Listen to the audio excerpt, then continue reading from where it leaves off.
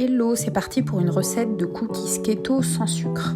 Donc on va commencer avec la liste d'ingrédients. Pour cette recette, il vous faudra 90 g de poudre d'amande que vous trouvez n'importe où en grande surface. Ensuite, il vous faudra également 90 g de farine d'amande. Donc attention, on parle bien de farine dégraissée. Ici, j'ai celle de la marque Coro. Ensuite, il vous faudra 75 g d'érythritol façon cassonade et également 75 g d'érythritol façon sucre glace. Vous pouvez aussi passer de l'érythritol normal au blender pour obtenir une version sucre glace. Ensuite, 120 g de beurre mou que vous aurez sorti préalablement du frigo, un œuf, une demi-cuillère à café de levure chimique, une demi-cuillère à café également de vanille, donc moi sous forme de poudre. Ensuite, du chocolat, c'est un peu selon vous. Moi, je mets une centaine de grammes environ, mais c'est vraiment selon ce que vous voulez. Une pincée de sel. Et pour finir, des noix, encore une fois, selon vos goûts pour les quantités. Moi, j'ai mis une grosse poignée, je dirais environ 30-40 grammes. Ensuite, on va tout faire dans un même saladier, donc c'est assez facile. On va ajouter tous les ingrédients. Donc, on commence par la poudre d'amande, ensuite la farine d'amande, l'érythritol façon cassonade, l'érythritol façon sucre glace. Ensuite, je vais ajouter la levure chimique dans un coin et la pincée de sel dans un autre coin. Pour finir, la poudre de vanille. Et je vais rajouter l'œuf vraiment au milieu. Voilà, c'est juste une habitude puisqu'après, de toute manière, on va tout mélanger.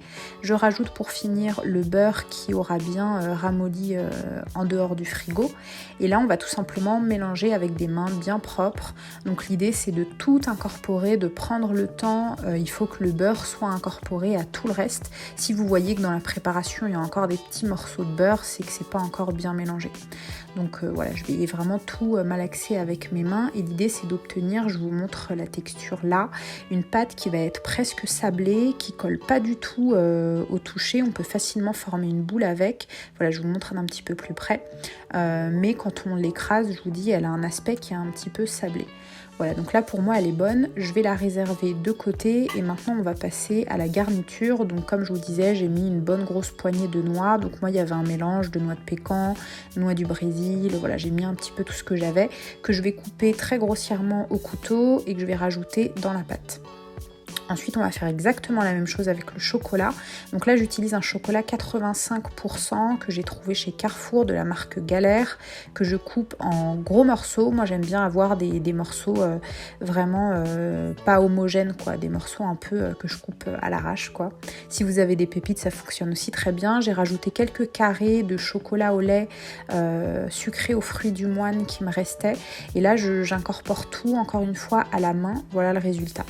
Je vais la mettre de côté, je vais installer du papier sulfurisé, je vais venir créer du coup mes cookies. Moi j'aime bien utiliser une cuillère doseuse juste pour être sûre d'avoir à peu près le même gabarit. Puisque de toute manière, moi j'aime bien les cookies qui sont pas hyper ronds, parfaits. Je trouve que c'est un peu plus authentique quand voilà, en cuisant, ils ont une forme un petit peu différente à chaque fois. Mais la cuillère, ça me permet quand même de doser et d'avoir des cookies qui ont plus ou moins la même taille. Donc je vais créer des boules et cette recette, à la cuisson, elle va pas s'étaler toute seule. Donc il va falloir venir les étaler à la main après.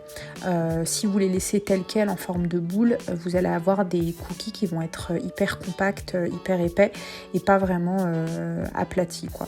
Donc voilà, je le fais à la main, j'arrange plus ou moins, comme je vous dis, quelque chose d'un peu rond mais pas trop. Et là, vous avez le résultat après la cuisson qui a duré, je dirais, un peu moins de 15 minutes à 170 degrés.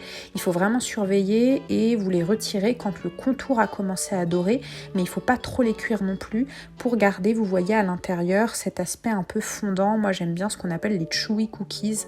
Donc l'extérieur est croustillant, mais l'intérieur reste quand même assez moelleux.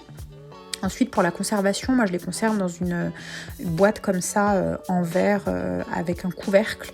Ça se conserve facilement plusieurs jours.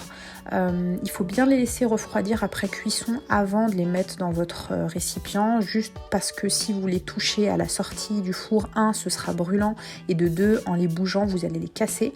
Donc voilà, là je vais en refaire une deuxième fournée puisqu'il me reste de la pâte. Je dirais qu'avec cette recette, vous faites en moyenne une vingtaine de cookies. Tout dépend de la taille que que vous aimez faire. Là pour le deuxième batch, je les ai fait peut-être un tout petit peu plus gros, j'ai l'impression. Mais voilà, c'est exactement la même méthode. Je vais venir créer des boules que je vais ensuite aplatir à la main et je vais enfourner à 170 degrés toujours. Et je vous refais un petit zoom parce que c'est toujours sympa. Vous voyez, encore une fois, ils sont bien épais, bien gourmands et à l'intérieur, ils restent quand même assez fondants. Et au goût, je vous assure qu'on voit vraiment pas trop la différence avec des cookies classiques au sucre blanc et à la farine de blé. Pour les macros, on est environ à 1,3 g de glucides par cookies, donc c'est quand même assez raisonnable. Voilà, je vous remercie, je vous laisse mettre un like sur cette vidéo, laisser un commentaire et surtout vous abonner à la chaîne et je vous dis à la prochaine.